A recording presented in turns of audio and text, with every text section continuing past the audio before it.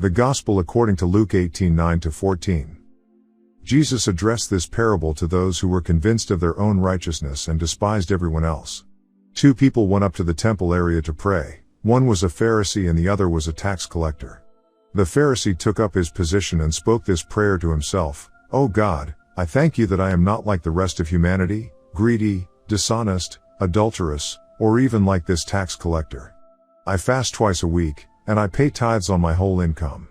But the tax collector stood off at a distance and would not even raise his eyes to heaven but beat his breast and prayed, "O God, be merciful to me a sinner." I tell you, the latter went home justified, not the former, for everyone who exalts himself will be humbled, and the one who humbles himself will be exalted.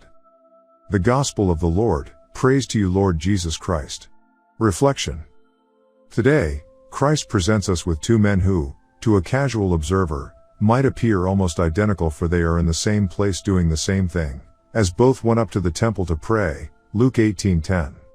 But beyond appearances, at the deepest level of their personal consciences, both men differ radically. One, the Pharisee, has an easy conscience, while the other, the tax collector, is racked by feelings of guilt.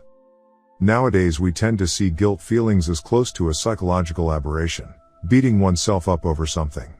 Nevertheless, the guilt-racked tax collector leaves the temple in the better state, for the latter went home justified, not the former, Luke 18:14.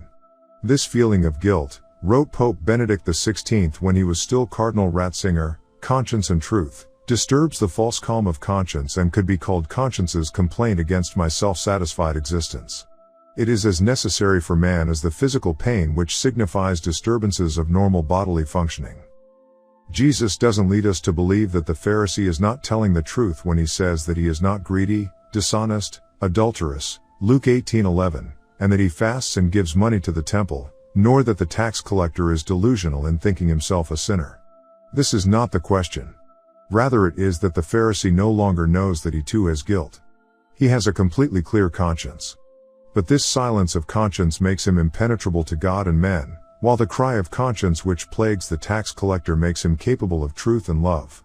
Jesus can move sinners. Pope Benedict XVI. Lord Jesus, today in the Gospel you call us to recognize that we need to humble ourselves and never think that we are better than anyone. Grant us the grace to be more like you, meek and humble of heart. Grant us the grace to recognize that all the good that we have is by your blessing and not our own merit. Praise to you forever, Lord Jesus Christ.